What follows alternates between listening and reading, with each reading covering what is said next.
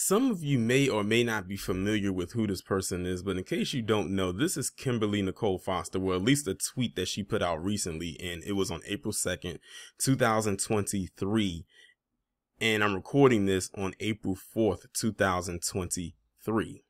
And she was one of the people that I've come across before, but I didn't pay her no mind because I already knew what type of time she was on, and I just left her to her own devices. Until someone on Twitter tagged me in this post, and I said, let me go ahead and just look into this. And when I looked at this tweet, I already knew instantly what she was saying subliminally without actually saying it. And there is a second tweet to this, by the way, and we're going to go through that one as well. She says, a black woman marrying a white man is not the same as a black man marrying a white woman. I don't even know why this is even a debate. I don't even know why you're bringing this up in 2023 still. It's a lot of people that are trying to move on from this divestor stuff, but a lot of people need to try to keep it going. And let's be real here. When it comes to the divestor, the male and female one, that is nothing more than gender warring. And online, they're doing it for clicks, views, and money. A lot of them don't even live this type of life outside of YouTube.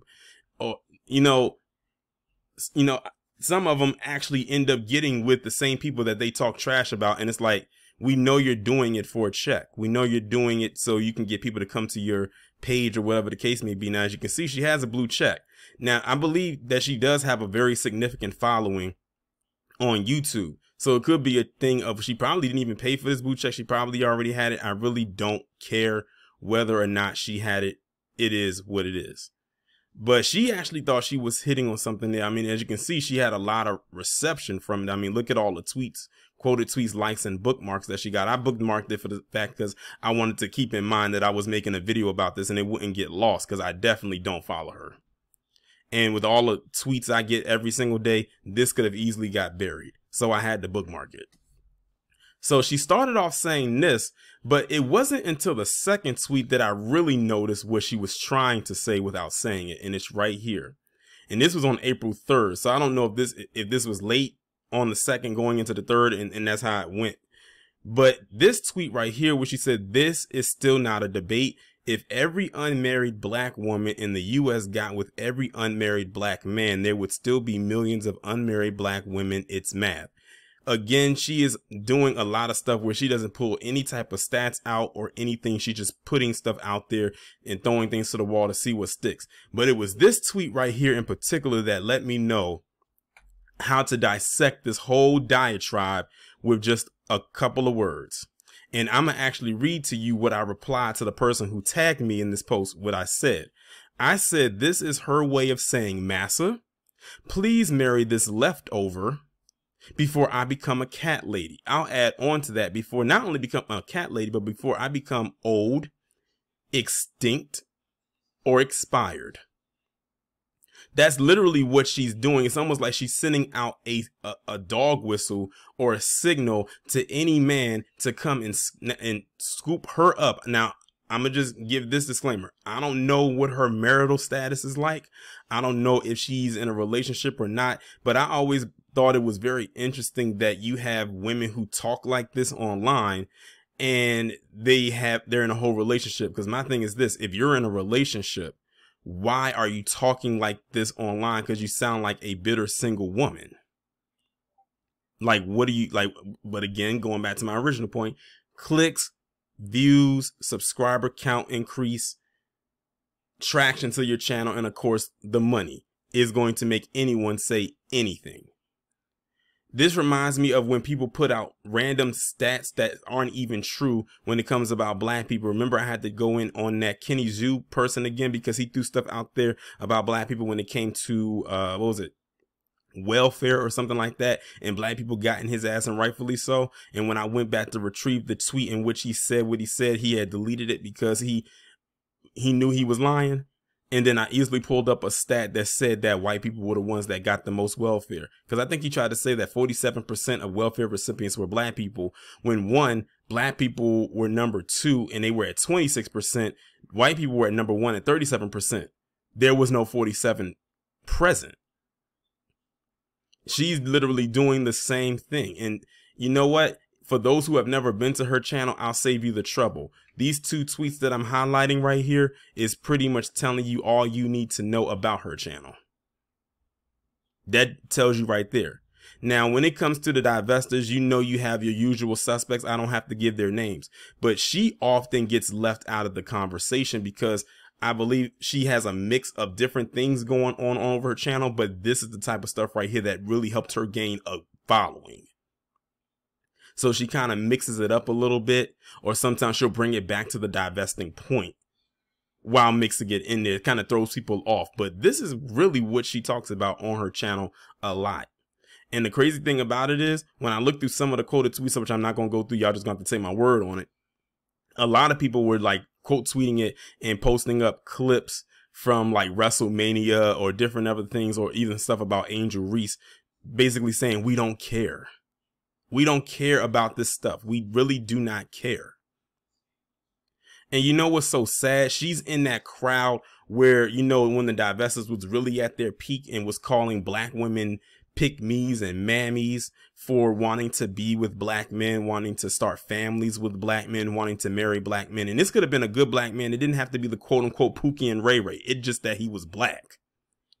She's in the mix of that crowd right there. But they had no problem telling their black female audience to go out there and slum with a white bum or any other group that would be considered low tier, just as long as he wasn't black. Because if he was black and a bum, then she would have everything under the sun to say. But if he wasn't, she still would have something to say. So I really don't understand the point of this tweet. And many people was like not agreeing with. The only people that was really agreeing with her was a lot of her female audience that already watches her on YouTube. And to the men that was agreeing with her are either simps or probably in the academy. So we know that they what wavelength they're on. They're called, as Kendra on Crim Secure will call them, the male hyena.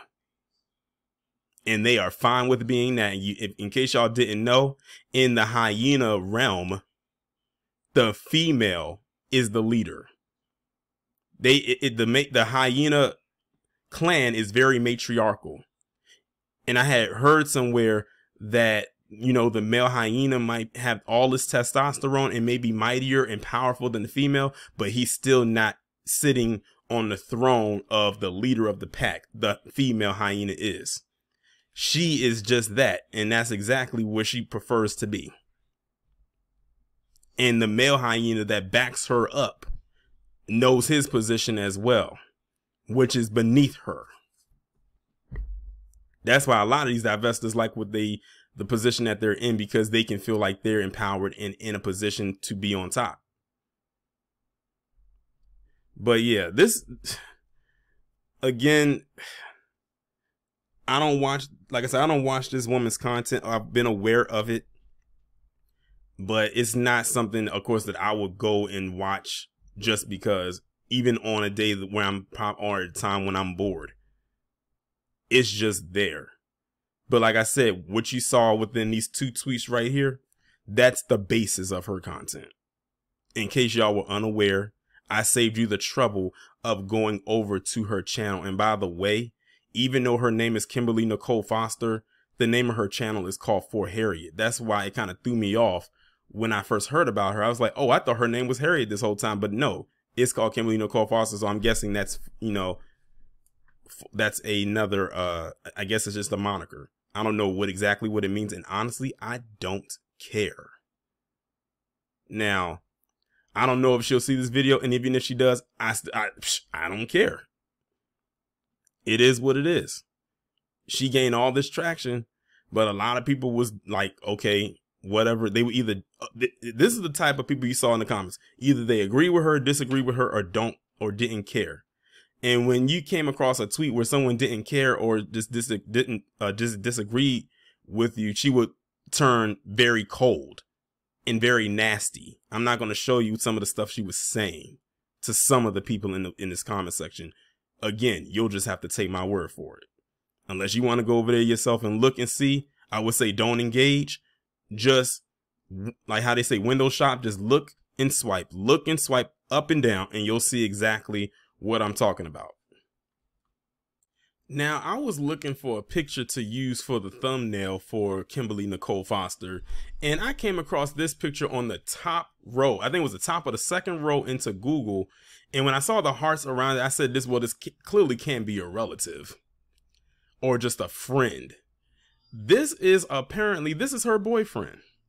And I looked to see what date this was posted. It was posted February 15, 2023 on her Twitter account. This is a picture of her and her man. Remember what I told you? I said I wasn't sure of her marital status or her relationship status, but I really didn't care. And I still don't. But I came across this, so I found it very interesting that she posted that tweet just a couple months later. And you think about all the stuff that's on her page for those who are aware, or stuff she's talked about. And this is who she's with. Remember, what's her name? I think her name, Paris Milan. Remember when she had said that I think she got married and her husband is black, but look at the stuff she talks about on her page. Then you got the main one. Y'all know who that is. Gets pregnant by you know who, but they have all this stuff to say. So I find it very interesting that a lot of these women get on here and tell all these women about divesting, swirling, all this stuff, but they end up in relationships, getting pregnant by or marrying the same type of man that they claim that they tell other women to get away from, and that's a black man. I don't care from what status or walk of life in which that falls into. Again, views, clicks, subscriber increases, money. And I found it interesting too, because when I went to the quoted tweets of this picture, the guys who did quote tweet it, one of them put that questionable emoji. One put like the green emoji, which means they saying vomit. Someone even wrote in there, says, does he know? See, the men, we are aware. We are aware of the stuff they put out there. We may not say nothing, but we notice things. So I just want to say that because I didn't want people to say, oh, I'm coming off like I'm a hater, or why am I in her business and stuff. Listen, she put that tweet out there. I didn't care until someone tagged me in it. I'm just talking about it. But again, goes back to my original point. They will say all this stuff about black men online. They'll say, go get with this man, and this man. And then they end up marrying or getting to or with a black man. Same thing goes for Issa Rae. If y'all remember, she wrote in her book that black women need to go and get them an Asian man because they're this, they're that, and the third. Who does she end up marrying? A whole black man. I'm talking blickety black. I'm just saying. It even got to the point when I was looking through some of the comments under this particular post where a lot of the women who follow her to some capacity were saying, I never thought I'd see the day. I never thought I'd see the day. Oh my God, I can't believe it. You posted a man. Is this it? I can't believe. Why would they say that? It makes you wonder, what is she saying to her audience? But they were so shocked and so surprised that she actually did it, where for some people it's like, okay, it is what it is. But then again, this is social media. You never know what the mindset of people are when it comes to something like this. But I just wanted to point that out to y'all. I just thought this would be very interesting. And when I saw this post right here, when I saw this picture, I said, my hunch was correct. Now, it's two more things that I want to show you. Actually, three more things, but it's kind of like a 2.5 because one of them, it falls under the same thing I want to show you as it pertains to her mindset. So this is the description of Kimberly Nicole Foster's YouTube channel, or her channel called For Harriet.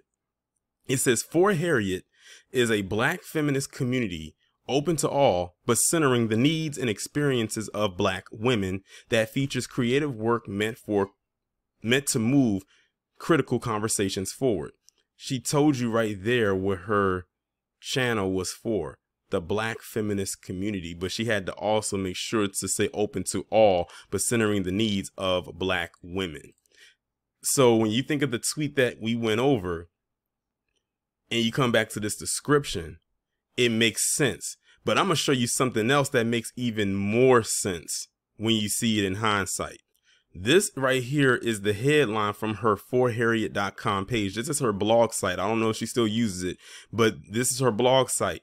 July 22nd, 2014, where she says why I will not march for Eric Garner. Now, a lot of times when people put stuff like that, it could be clickbaity and it's to pull people in to see what it is they're going to say, because it could end up flipping to what it is. And so I said, let me go ahead and read a little bit more and see what she says.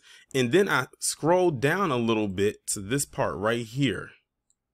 But if the NYPD or the City of New York failed to act, I will not march for Eric Garner. I will not rally for him because I am reserving my mental and emotional energy for the women, the black women no one will speak for. While the effectiveness of social media in spreading Garner's story heartens me, I could not refrain from comparing the empathy shown him, particularly by black men, to that which is heartbreakingly absent when black women attempt to discuss the everyday terrors we experience both in the world and at their hands.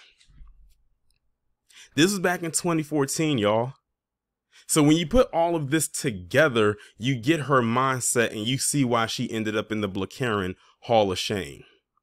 Now, I don't know if any of her stans or any of her fans are going to come to this video and try to like do something or say something, but I'm gonna just say this to my subscribers: y'all better be on high alert just in case this video does happen to, I don't know, get back to her and her group or her horde come over here and try to say something, because we have all the details we need right here about this woman's mindset, and it's dated back a few years. So we had to start at the present and work our way back so y'all can get an idea of what she's about. Just in case, again, if y'all did not know or were not aware of this woman's mindset. The fact she even said this, mind you, Eric Garner did not do anything to this woman personally. She didn't know him. But the way she framed this, you would think that she sounded scorned as if he did do something to her personally.